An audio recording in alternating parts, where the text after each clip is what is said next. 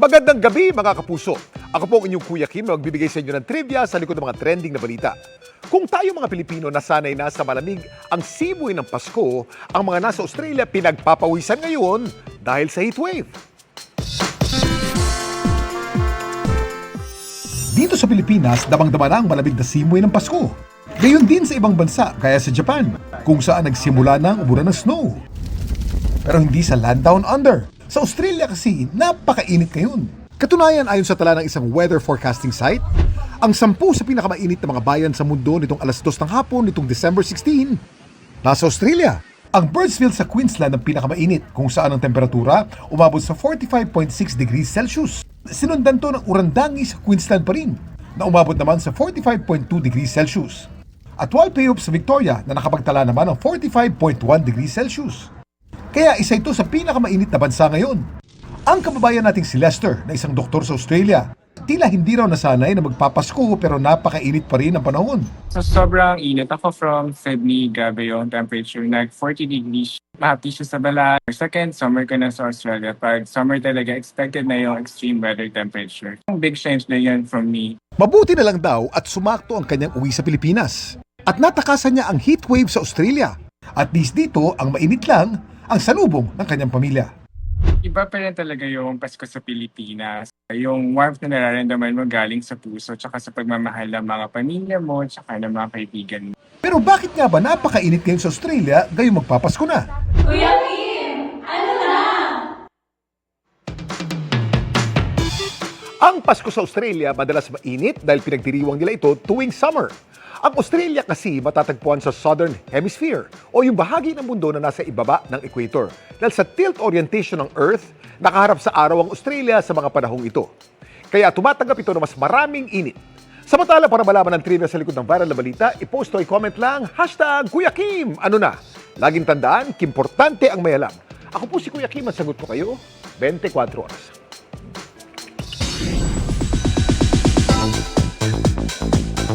Christmas came early para sa ilang piling content creator at movie reviewer na nabigyan ng opportunity para unang masilip ang Metro Manila Film Festival 2024 entry ng GMA Pictures at GMA Public Affairs na Green Bones. Sa pasilip na yan, iba't ibang good reviews na agad ang umapaw. Makichika kay Nelson Canlas. Review pa lang, marami nang pinaiyak ang 2024 Metro Manila Film Fest entry ng GMA Pictures na Green Bones. Good, solid at well-produced drama ang initial review ng film critic na si Phil D. 11/10 naman ang rating na ibinigay ng influencer account na Lakwachera Lovers. Pinuri ang pagkakasulat nito, pati ang cast at ang direksyon ni MMFF 2023 Best Director Zig Dulay. Special preview ito na pinangunahan ni GMA Pictures Executive Vice President at GMA Public Affairs First Vice President Nessa Valdelion, kasamang iba pang opisyal ng Kapuso Network at Columbia Pictures na distributor nito. Ngayon pa lang, proud na ang isa sa bidang si Dennis Trillo, bagamat hindi pa napapanood ang Green Bones dahil sa pangakong sabay nila itong panonoorin ng asawang si Jenilyn Mercado sa December 20 premiere night. Dahil naging effective yung intention namin na kung ano yung gusto namin iparamdam sa mga manonood at kung paano nila ma-apply yung natutunan nila dito sa pelikula sa mga kanilang mga buhay. Paano sila makaka-relate? Confident naman ako sa performance ng asawa ko talagang. Kahit saan mo naman siya dalhin. Magagampanan niya naman ng maayos at magaling yung. Hindi makapaniwala si Dennis na napagsabay niya ang Green Bones at ang GMA Prime family drama na Pulang Araw kung saan gumaganap siya bilang Colonel Saito Yuta. Kapwa demanding daw ang roles at kinailangang puhunanan ng matinding emosyon. After taping ng Pulang Araw, dumidiretso ako shooting ng Green Bones. Mas demanding pala yung nire-require niya ng emosyon na maipakita dahil nga kulang sa dialogue, wala masyadong dialogue. Pero kailangan sa mata pa lang makita na kagad kung ano yung gusto mong i-relay sa mga manonood. Nelson Canlas updated sa Showbiz Happenings. Ibinasura ng Sandigang Bayan ang 6 na natitira pang kaso kaugnay ng Coco Levy na isinampa laban kay dating Pangulong Ferdinand Marcos Sr., dating First Lady Imelda Marcos at iba pa. Dahil yan sa mabagal na pag-usad ng mga ito, nakatutok si Mariz Umali. Ibinasura ng Sandigan Bayan 2nd Division ang huling 6 na natitirang kaso kaugnay ng maling paggamit di umano ng kontrobersyal na coconut levy funds laban sa pamilya Marcos at iba pang personalidad.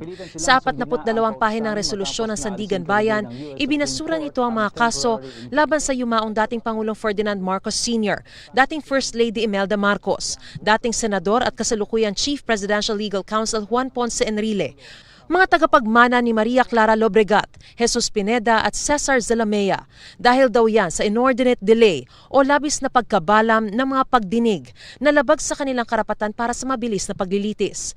Bigo raw ang prosekusyon na simulan man lang ang paglalahad ng mga ebidensya at testigo mula ng isang pang kaso halos 4 na dekada na lumipas. Marami rin umanong mga pleading para sa hindi makatwiran na pagpapaliban sa pagdinig. Dahil dito, lumalabas na mawawala na ang lahat ng kasong sibil laban sa mga Marcos para mabawi sa kanila mga pondong iligal umano nilang nakuha sa pamamagitan ng Coco Levy Fund. Tumanggi na munang sumagot ang PCGG sa merito ng kaso dahil labag ito sa sub judice rule. Pero sa kabila ng pagbasura, hindi raw sumusuko ang Presidential Commission on Good Government o PCGG. Maghahain daw sila ng motion for reconsideration sa Sandigan Bayan at kung sakaling di pa rin mapagbigyan, ay aakyat nila ang kaso sa Korte Suprema para questionin ang desisyon ng Anti-Graft Court. The dismissal is with respect to certain individuals. But there are other defendants in the case. We are confident that we can still prove the other allegations in our complaint despite the dismissal of the case with respect to certain defendants. We are looking at certain angles which we will try to study and argue before the Supreme Court. So, if the opportunity presents itself. Sa isa naman text message, sinabi ni Solicitor General Menardo Guevara, kumukonsulta na sila sa PCGG sa susunod nilang legal na hakbang. Para sa GMA Integrated News, Mariz Umali, nakatutok, 24 oras.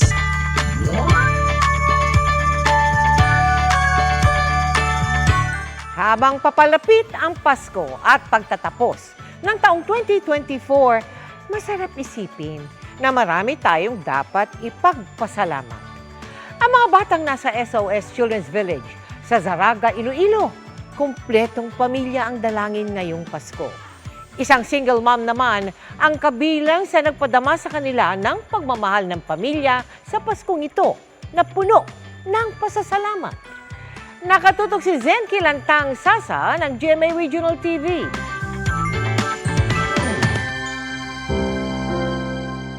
Ika nga nila, ang Pasko ay para sa mga bata.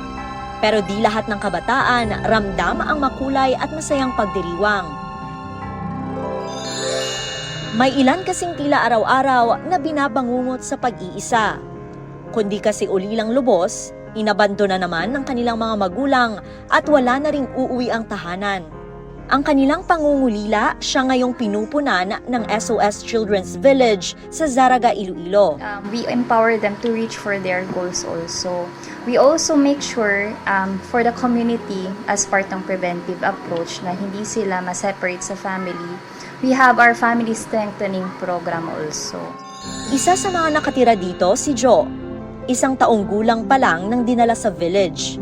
Bunso ito sa 4 na magkakapatid. Ayon sa kanya, gusto niyang makapagtapos ng pag-aaral at makitang muli ang kanyang ama. Pagkatapos ko sang skila, makobra ko sang mayos. Pag obra, makabalik ako sa pamilya ko. Dahil ilang araw na lang bago magpasko, hiling naman ni Mitch at ng ilang bata sa center ay kumpletong pamilya na pinupunan ng kanilang house mother. Kaya para happy. Kaya kung hindi ko na, kung hambal nila daw sang iban, kung di ka daw ko na complete family, hindi daw ko na happy ang Christmas. Isa sa mga tumupad sa hiling ng mga bata at nagpaabot ng tulong, si Nivia. Alam daw kasi niya ang hirap na walang magulang. Lalo't ang kanyang kambal na anak, iniwan din ng kanya noong partner. Pero imbes na magtanim ng puot at sama ng loob, nagsikap siyang maging maayos ang kanyang buhay kasama ang mga anak. Sang gin-bless kami na bala nga daw nag-okay ako nga business. Ginpili ko ang SOS kay tungod ang mga bata dira. Na sila mo mga neglected children, abandoned, and mga orphan. Para sakon, para ma-expose sila bala sa mga realidad sa life and maging grateful sila. Ginpili ko ang amo na kay ti para sakon, the more beauty they will see, the more grateful they will be. Sa SOS, ipinagdiriwang ni Nivia ang birthday ng kanyang baby girls bawat taon. Tuwing Pasko, bumibisita rin sila sa center upang maiparamdam ang pagmamahal sa mga bata. Not all storms siguro are meant to distract us. Siguro nag-aabot na ang mga struggles sa aton para mas maging stronger kita, mas maging better person. If you get what you want, it's God's direction. If you don't get what you want, it's God's protection. Gidya. Mula sa GMA Regional TV at GMA Integrated News. Zen Kilantang Sasa, nakatutok 24 oras. Sa lalong pagbigat ng trapiko habang palapit ang Pasko, partikular na tinututukan ng MMDA ang mga alternatibo sa EDSA. Pinagsisita ang mga nakahambalang at nakaparada, nakatutok si Chino Gaston. Pinagbabasag ng babaeng ito ang ilang paso ng mga halamang pinagtatanggal ng MMDA sa bangketang kadapat ng kanyang bahay sa 20th Avenue, Quezon City. Pero ang iba pang paso, ipinasok na niya sa bahay. Sa buong kalsada, pinatanggal ng MMDA hindi lang tanim kundi iba pang sagabal tulad ng mga bangko, tindahan at no parking sign. Bahagi kasi ito ng mabuhay lane o yung alternatibo sa EDSA. Pati mga iligal na nakaparada, binatak. Ang mga nakahambalang na motorsiklo pinagkakarga sa mga tow truck. Ayon sa MMDA, walang tigil ang ginagawang clearing operations sa mga major thoroughfares, mga bangketa at mabuhay lanes, lalo na ngayong Kapaskuhan kung saan inaasahan ang mas matinding trapiko. It doesn't mean na kakaunti na lang or maliit na lang po yung lakaran, haharangan na po natin ito. It does not give us the right to obstruct the sidewalk because for one, as I said, the sidewalk is for the pedestrian. Tinatayang 450,000 na mga sasakyan ang inaasahang daraan sa mga lansangan ng Metro Manila ngayong Sabado at Linggo, huling weekend para sa Christmas shopping. Kaya ngayon pa lang, ang MMDA tinatanggal na ang lahat ng mga sagabal sa mga lansangan para hindi na makadagdag pa sa traffic. Para sa GMA Integrated News, Chino Gaston, nakatutok, 24 oras.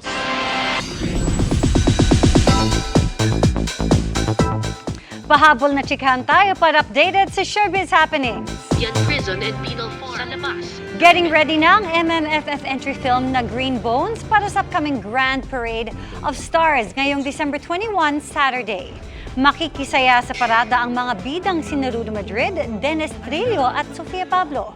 Magaganap ang parade sa mga kalsada ng Maynila na magtatagal ng mahigit 2 oras. Pagdating sa Manila Central Office, may chance din ang audience na maka-meet and greet ang stars kasunod ang isang music festival. Opisyal nang pumirma ng kasunduan ang GMA Network at ang Japan-based na Star Studio Japan para sa tanghalan ng kampyon ng TikTok. Sa deal na ito, magkakaroon ng chance ang mga kababayan natin sa Japan na sumali sa tanghalan ng kampyon live events sa Nagoya, Japan. Hosted yan by none other than Kuya Kim na magsisimula na this January 2025. And speaking of Japan, naghatid ng saya ang cast ng upcoming series na Binibining Marikit para sa ating mga global Pinoy doon. Kasama riyan sina Herlene Budol, Tony Labrusca, Pokwang at Kevin Daso. Thanks, Iya. Samantala, nakiusap ang COMELEC sa mga politiko, huwag nang umeksena sa pamimigay ng ayuda, lalo ngayong palapit na ang eleksyon 2025. Maghirap silang pigilan ayon sa isang ahensya pero pwedeng isumbong ayon sa isa pa. Nakatutok si Sandra Aguinaldo. Ayuda sa ilalim ng tupad para sa mga nawalan ng trabaho o tulong sa may kita nga pero kapos naman sa ilalim ng akap. May ayuda pa nga sa mga kailangan ng tulong sa pagpapalibing at iba pa. Hindi tutol sa mga yan ang Commission on Elections o COMELEC. Pero sana raw walang umeekse ng mga politiko sa pamamahagi lalo't papalapit na ang 2025 midterm elections. Kinakailangan na yung pagpapatupad naman ay meron naman pong panuntunan na maliwanag na hindi magagamit sa pangangampanya. Hindi dahil sa kagustuhan ng isang politiko, excluded ka, o kagustuhan ng isang kandidato, hindi ka dapat makasama o makasama ka. Pero sabi ng Labor Department na nangangasiwa sa pamamahagi ng tupad, hindi madaling pagbawalan ang mga politiko na dumalo sa mga payout ng ayuda. Yan po ang isa sa mga challenges ng Department of Labor and Employment kasi karamihan naman po ng constituencies ng mga atin pong mga politician, local government officials, ay doon po sa kanilang area. At wala naman po kaming istriktong regulasyon, pagbabawal kung sila po ay napadaan at na medyo nagpakita po doon. Ang amin lang pong tinitiyak, sinisikap, maiiwas po doon sa pamumulitika ang pagpakaloob po ng mga benepisyo. Aminado rin ng Social Welfare Department na dinadaluhan ng mga politiko ang pamamahagi nila ng tulong. Minsan kongresista, minsan lokal na opisyal. Kapag meron pong mga presence ng mga partners natin, ng mga legislators, that is in exercise of their oversight functions. In some activities, may mga local partners tayo who are present primarily because they extend assistance to the DSWD. Pinapahiram po nila sa amin yung kanilang pong mga covered court, yung kanila din pong mga security, yung mga local police. Pwede aniyang isumbong kung ginagamit ang ayuda sa pamumulitika. Kung pag nakikita po kayo na may mali, then i-report niyo po. Sabi ng COMELEC, totoong di pa maituturing na kandidato ang mga politiko hanggat hindi pa campaign period. Pero makabubutian nila kung magkukusa na ang mga ito. Tandaan ng lahat din, kahit matapos ang eleksyon, basta may kasong disqualification sa amin, hindi po nawawala yung mga kasong disqualification na yan. At kahit nanalo na, pwede pa rin po namin i-disqualify. Para sa GMA Integrated News, Sandra Aguinaldo, nakatutok, 24 oras. En grande at talaga namang pinaghandaan ang taunang Lantern Parade ng University of the Philippines sa Diliman. Nakatutok doon live si Mark Salazar. Mark? Mel, maki-lantern parade tayo dito sa UP community because why not? Taon na nilang fiesta ito, Mel, na hindi naman para lamang sa kanilang eskwelahan, kundi para rin sa mga kalapit na lang komunidad o mga barangay na sino mang gustong sumama. Pero ano bang meron? 26 na lantern installations na magtatagisan, kanya-kanyang tema, kanya-kanyang mensahe. Nagbibigay ho siya ng pagkakataon hindi lamang sa mga estudyante at kawani ng UP, kundi maging sa mga residente ng Barangay UP Campus at mga kalapit na barangay na makibahagi ho at i-feature yung kanilang interpretasyon doon sa taunan nating tema ng Lantern Parade. So, at sa tingin ko ay nagdudulot din ho ito ng pagkamulat o awareness sa mga pressing social issues. Pero ang career talaga sa event na ito, ang street party habang pumaparada ang mga lantern. May mga crowd favorite dahil mas maliwanag, mas enggrande. Pero ang pinaka-inaabangan ang lantern ng mga bihasa, syempre ang mga obra ng College of Fine Arts. Hiwalay pa ho doon kasi yung pagsali ng College of Fine Arts na sila-sila mismo sa kolehiyo dahil mga Hall of Famers ay sila-sila mismo mayroon hong competition.